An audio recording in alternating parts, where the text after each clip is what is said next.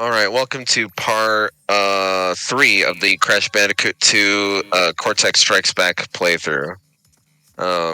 Insane Trilogy version, featuring Dante from the Devil May Cry series, and Knuckles. Funky Mode HD Remix, 2.8 Prologue. 2.8 Prologue. This is a crazy Kingdom Hearts game. I know. I know. Oh yeah. Since this is Dark Souls 2, Carlos, could you explain why? All hell. Huh? It was bloated as all hell for the bosses.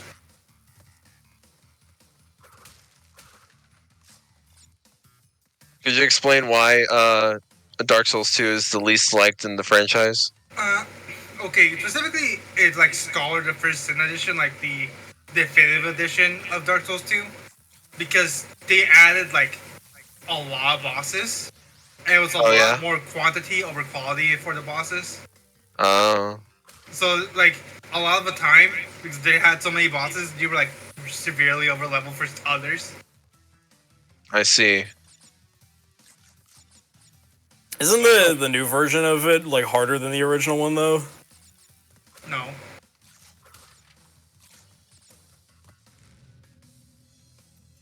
I played like, both. No. Yeah? The first one was harder. Really? Okay. Well, you know, yeah, I know the.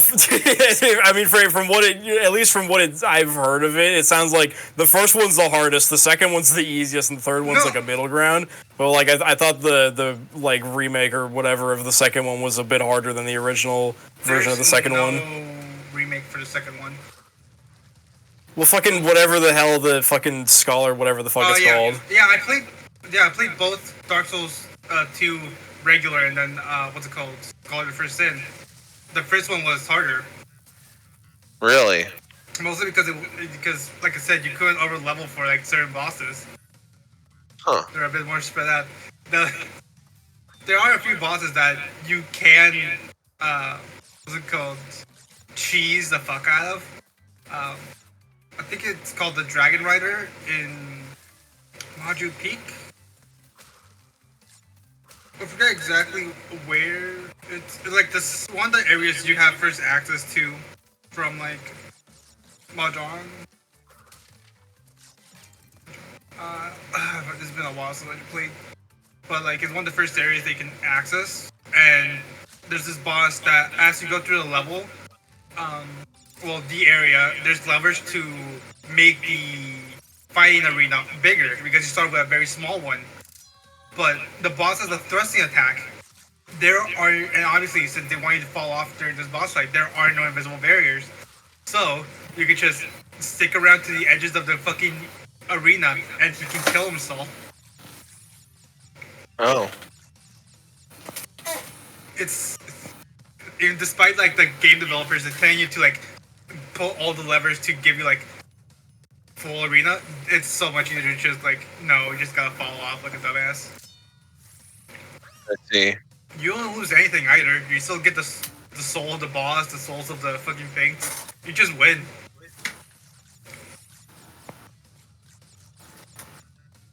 Huh. I would have thought that like a later release of the game. Yeah. It's in both the first one and the second one. Second edition. Strange. The reason why the Scholar of First Sin exists is because like Dark Souls 2 was released like in between that time where Xbox One is still like releasing. So the Scholar of the First Sin is like the definitive edition for like the newer consoles. While like I see. Yeah, like what's it called? Did it like come out fairly soon after the original release then? I think nearly the same time. Oh wow. Yeah, fairly soon. I didn't know that. Okay then. Like I bet a few months after. Yeah, okay, now that I understand that. Yeah, okay. Kind of like the there's a problem in the Assassin's Creed franchise around that time released 2 separate games on the same day, like one for next gen, one for previous gen. They were both roughly around the same quality, but like they had to, because more people owned the previous gen stuff, which means I think it was Assassin's Creed Rogue and Unity. Rogue was the one on previous gen, and Unity was the yeah, Rogue was the 8th previous gen gen, one. and it was the next gen one, wasn't it? Yeah. Yeah. Unity fucking got bodied though. I think it's because like the development team were focusing more on Rogue than Unity. Yeah, but like obviously this isn't the same as that, considering that hey, this is basically the same game, it's just they added a lot more bosses for no reason. Yeah, true. I mean, I only thought of that example. I know it's not a good example now, but like the only other example like that, the very first Last of Us remaster that came out a year after the original game, and the original game was 2013 PS3, and then the remaster was 2014 PS4. But I think people who like that game prefer the PS4 remaster, at least before the stupid PS5 remake, which didn't remake much, by the way. Yeah.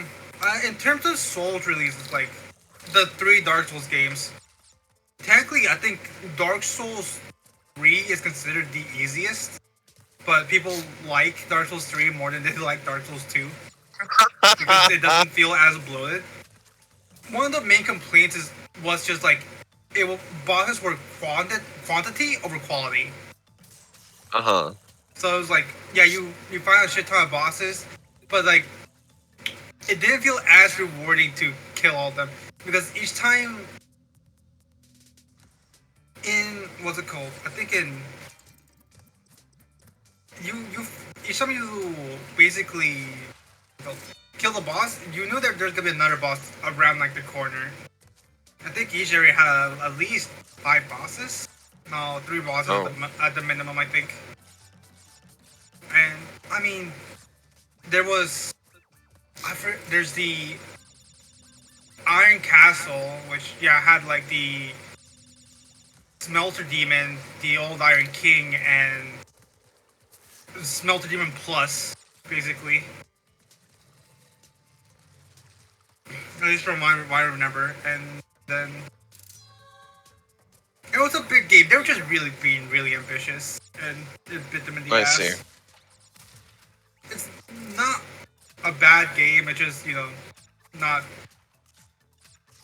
the best in the series. Not the best, yeah. Like obviously,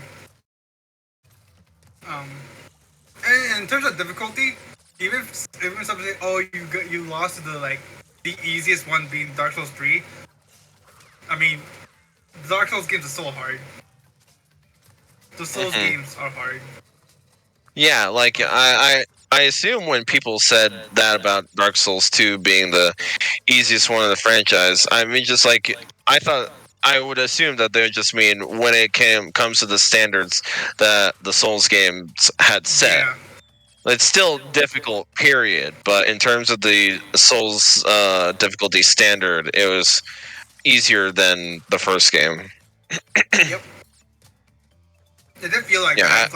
It's like it was they're getting easier by the game.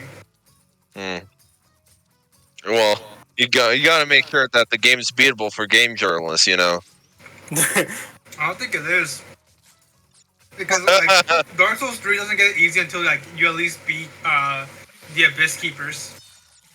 The Abyss Watchers, I'm sorry. Which is like the first main boss of like Dark Souls 3.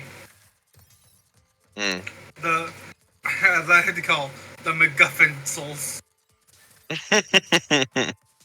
Because in all 3 Souls games, it's like, oh, you have to find the Great Souls, Dark Souls 1, the 4 Lord Souls, being Gwyn, the Witch of Isolith, I think it's it.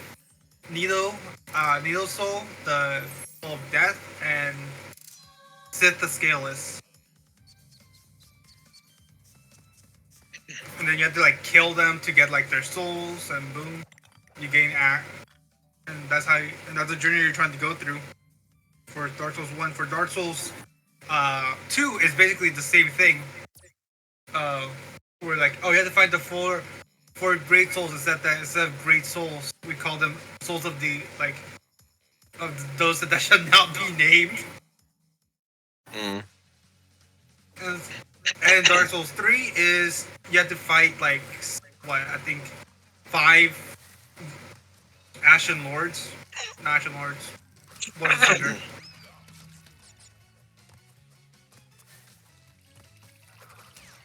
It's not a hard like quest thing.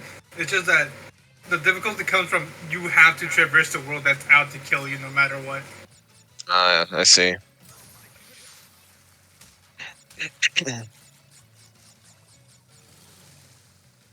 And slight puzzles, very slight puzzles.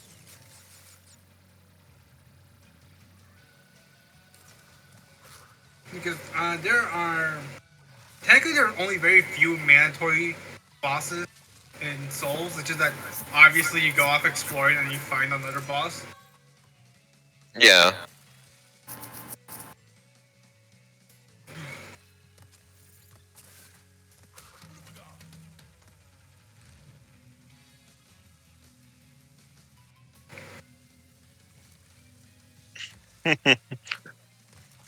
Does Dark Souls have anything like this? What I just took was called a death route platform. That platform will only appear if you make it to that point without dying in the level.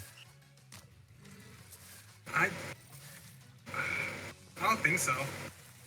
Okay. I mean, in Dark Souls 2, in one of the DLCs, if you no hit all along the night, he will literally like once you deplete his health bar, he will just seppuku himself. He will stop himself. Like if you no hit the boss. I see. Which is cool.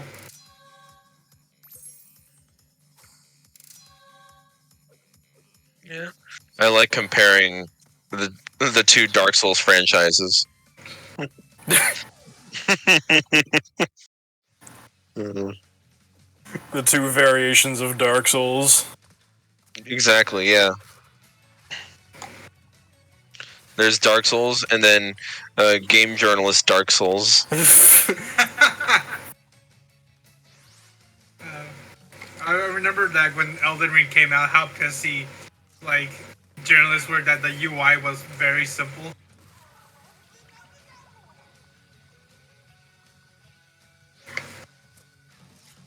Oh, did I leave in all the deaths for this? Oh, shoot. Let's go.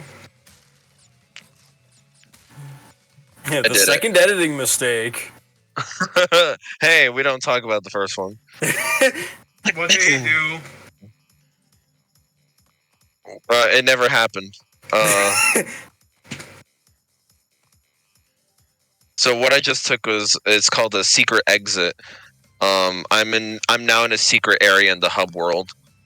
Huh. Yeah, and so the secret area, the hub world, has portals to these 5 levels. 3 of them are actually like different entrances for levels that you've already played. Oh, that's why some of the like gems or whatever are already collected in those. Right. Yeah, because Snowgo right here was the first level that I played in this playthrough. So we've been here before, but this is coming at it from a different angle now. Because I found the secret exit.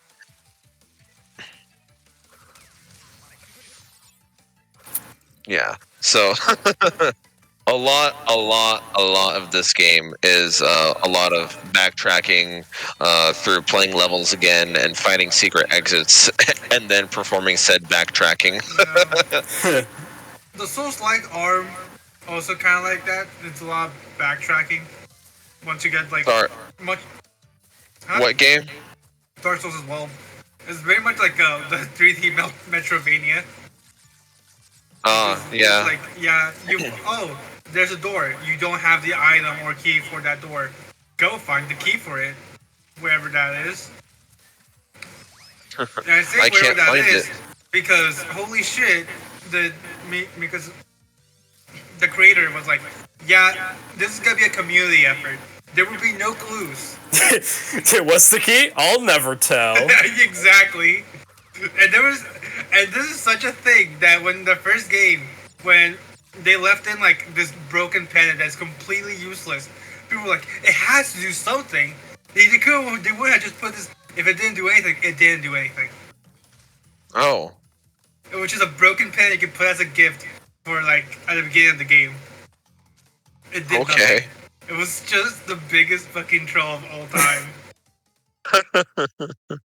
Funny.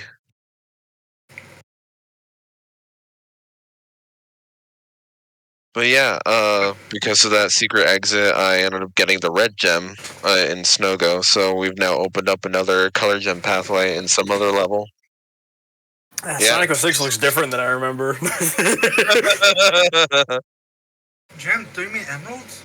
But yeah.